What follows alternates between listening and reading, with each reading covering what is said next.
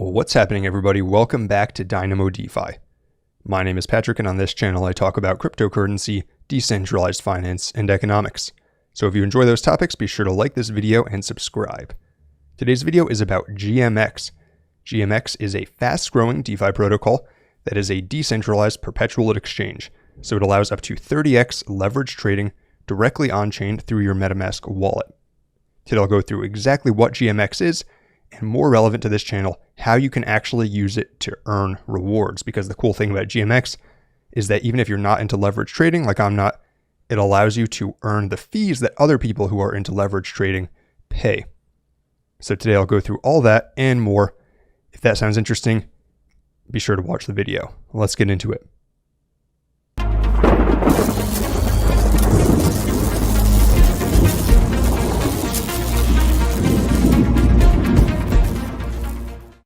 First, what exactly is GMX? Like I mentioned before, it's a decentralized perpetual exchange, and it has a number of interesting features from a trader perspective. First, it has zero price impact trades. So in other words, you can make a large trade on it, and provided they have liquidity to facilitate that trade, you won't be swinging the price or causing slippage. It does that in part because Chainlink oracles support dynamic pricing. Additionally, they are also launching their own AMM soon, which will be called X4. And this has a number of features that will probably be appealing for other projects to use, including the ability to highly customize their pools.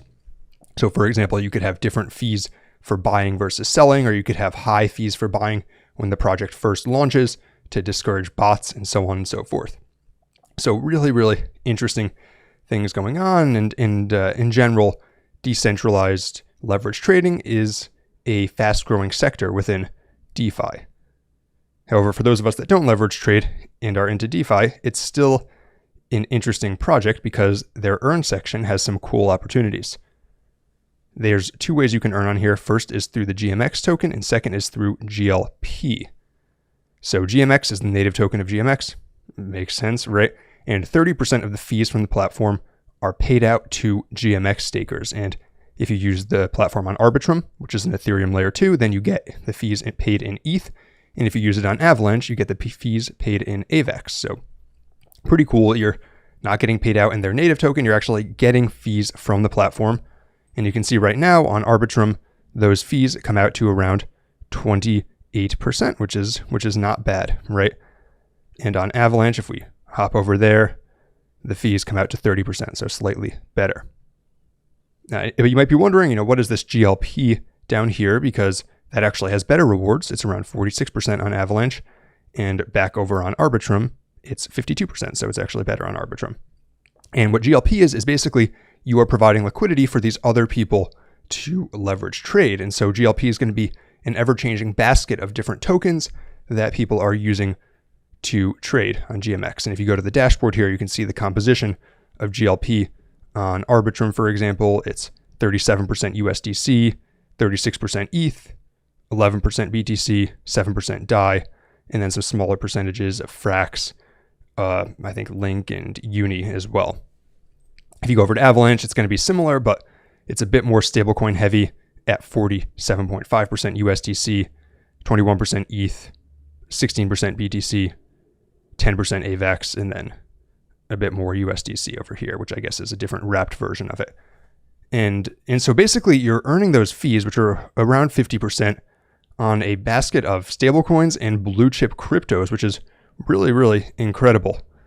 And so that's basically how earn works. I will say though, these rewards are not actually entirely from fees. You also are receiving escrowed GMX, and so that is GMX that you can stake to earn rewards. It's locked up, but it's earning rewards. So even though you can't sell it, you still are making money from it. If you want to unlock it, then it takes 365 days to linearly unlock. So it's steadily unlocking over that time period. I think personally, what I'm going to do is I'm just going to keep the escrowed GMX, and then I'm going to earn the rewards from it, because 1 year of missing rewards is quite a long time, unless it is a major player in DeFi a couple of years from now, and I really want to cash out. Then I'd rather just earn the rewards, right?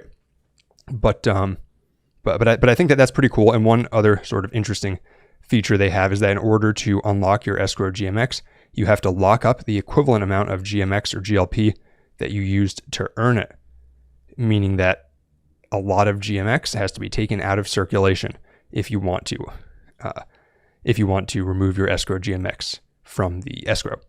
However, the stuff that's locked up, you can remove at any time and just stop the vesting period from the escrow. But even so, it really discourages people from selling, which is great from a tokenomics perspective.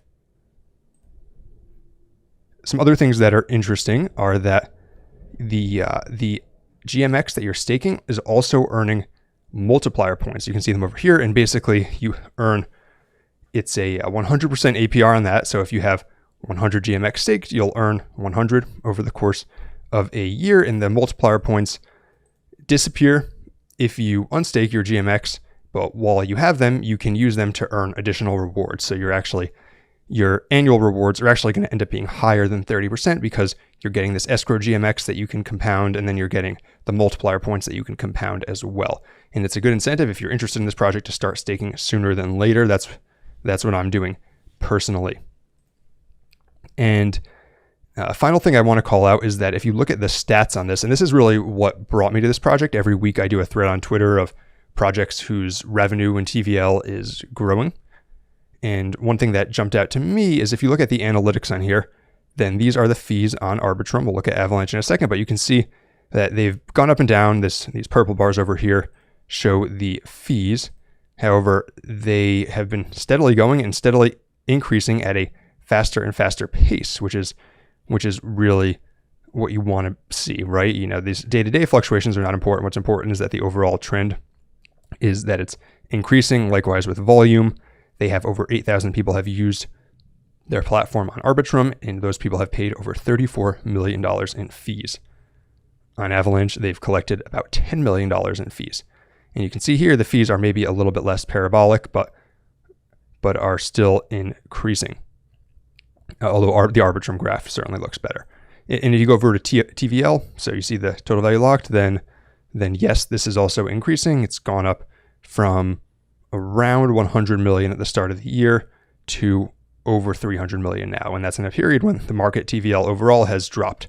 So in other words, GMX is outperforming the total DeFi market by quite a bit over the past few months. And so that's what I like about it. I think it's a cool opportunity for you to really be the exchange and make money off of other people leverage trading. As far as risks of this project, because I always like to talk about that, I would say the main risk is there's no guarantee that on-chain perp trading takes off, right? You're kind of on the frontier of DeFi with this, and there's a lot of reasons to think that some people might be more comfortable with the centralized exchange, or although the GMX technology is solid from everything that I've seen, that perhaps someone finds some sort of exploit that people didn't catch before. And that's totally speculative, but that is always a risk with things on chain like this. Another risk is that some of these tokens that pay out fees directly, those are my favorite DeFi tokens because you want to be earning fees, right? You want to be earning fees from these platforms. Perhaps there could be regulatory issues if a body like the SEC decides that those are an unregistered security. I doubt GMX would be their top target, but it is always something to consider.